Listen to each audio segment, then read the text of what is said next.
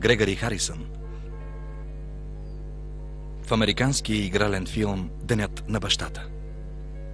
Хейли, трябва да вървим? Знам. Участват още Глайнис О'Конър, Ли Гарлингтън. Взе ли туристически чекове? Нямах време, ще ги вземем на място. Дейвид Галахър. Размърдай се, Зак. Нетали Шоу и Корин Немек в ролята на Саймън. За раците. Нали каза, че ще ги ловим в гората? А, да, правилно. Музика Марк Сноу. Хейли, закъсняваме.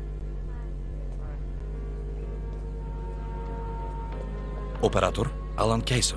Не е честно да тръгваме точно сега.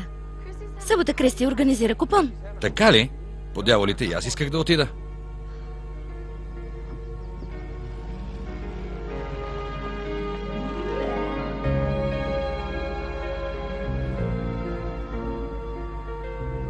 Сценарист Джон Гей.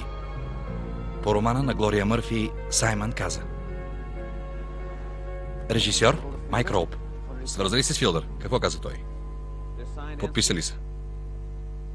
Кажи на Филдър, че е ценя усилията му. Ще се чуем, като пристигна в хижата.